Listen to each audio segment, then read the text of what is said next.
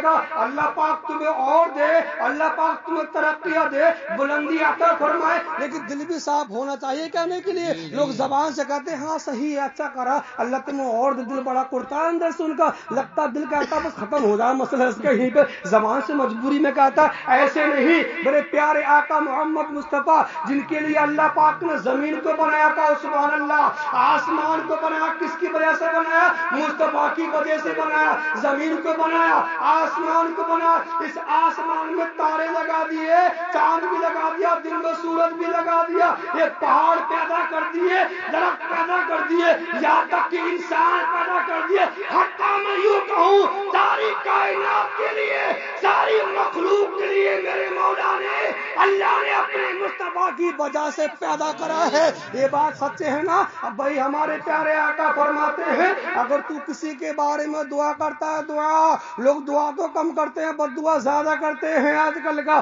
معاملہ یہ ہو چکا ہے، تو میرے مصطفیٰ نے فرمایا اللہ تیری دعا غیر مانگے قبول کر لے گا۔ سمجھے؟ عہد کر لو، آج کے بعد کسی کے بارے میں برا نہیں سوچیں گے، بولو بھی نہیں سوچیں گے، کہو، تاکہ اللہ پاک نیکیاں ختم نہ کرے ہماری، صحیح ہے نا؟ نیکیاں ہماری ختم نہ ہو، اللہ تعالیٰ نیکیاں ہماری ختم نہ کرے۔ کسی کے بارے میں دعا کریں گے، نیکی تو ملی ہے، دعا بھی ہماری خود بخود قبول ہو گئی۔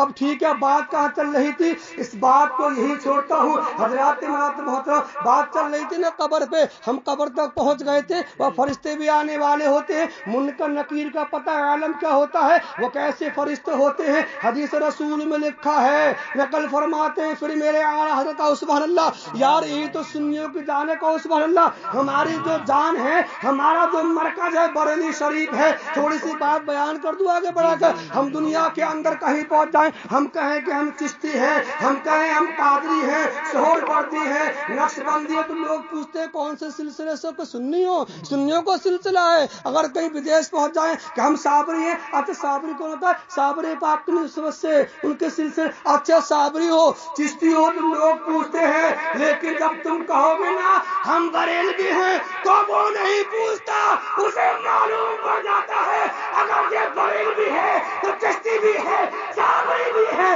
سہروردی بھی ہے، نقشبندی بھی ہے، ازہری بھی ہے، برکاتی بھی ہے، قادری بھی ہے اور فارسی بھی ہے۔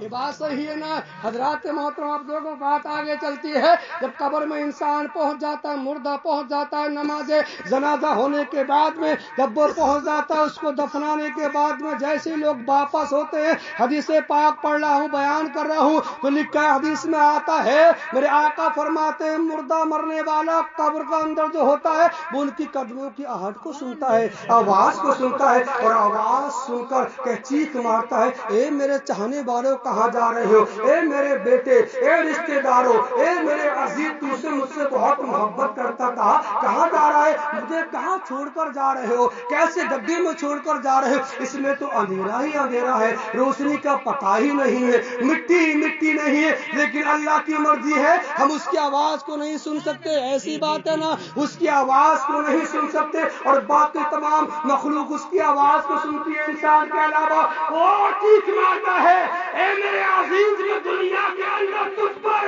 اپنی جان فدا کرتا تھا، اے میرے بیٹے، میں تیرے لیے دنیا کے اندر جھوٹ سچ بولا ہوں، تیرے لیے میں نے کھانا کھلایا ہے، تو بھی مجھے چھوڑ کر جا رہا ہے، اے رشتے داروں، اے میرے بھائیوں، تم مجھے کہاں چھوڑ کر جا رہے ہو، لیکن سنو میرے پیارے، مرنے کے بعد کوئی تمہاری آواز کو نہیں سن سکتا، چیخیں مارتے رہو گے، دہاڑے مارتے رہو گے، لیکن کوئی تمہاری پکار کو نہیں سن سکتا۔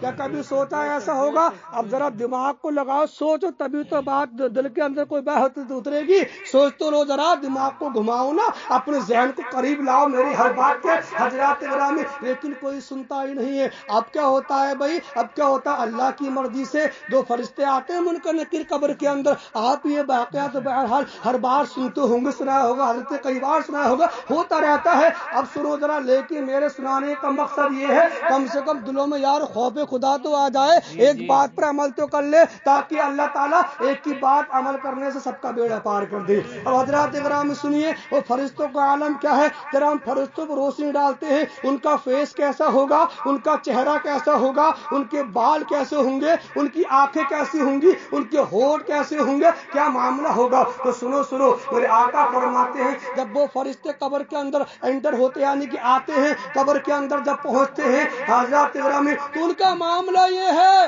کہ اپنے دانتوں سے قبر مٹی کو زمین کو چیرتے ہوئے قبر میں داخل ہوتے ہیں. اب ذرا تو انسان خود اندازہ لگا لے, جو اپنے دانتوں سے زمین کو چیرے اور قبر میں جائے, اس کا عالم کیا ہوگا. ارے وہ کیسا ہوگا.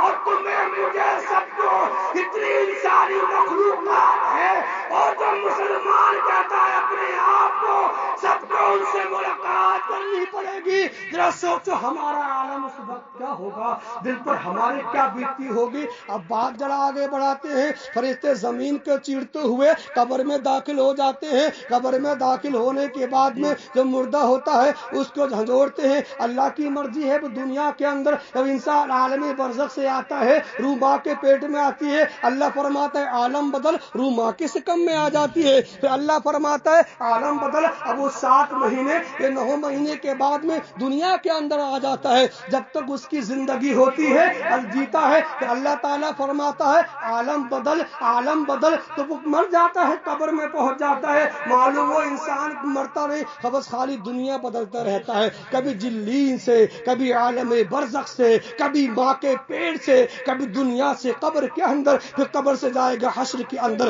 حضرات گرامی سنو, اب بات چل رہی تھی, انسان قبر میں پہنچا, اللہ کی مرضی زندہ ہے, روح کے اندر آ گئی ہے. اب فرشتے اس کو اٹھاتے ہیں. فرشتے کیسے ہیں, اور تھوڑا اور سن لو, دانت تو لمبے لمبے, زمین چیری, قبر کے اندر داخل ہو گئے. بال ان کے ایسے ہیں کہ ان کے بال سر سے پاؤں تک لٹکے ہوں گے. ان کی زلفیں جو بال ہوں گے سر سے پاؤں تک لٹکے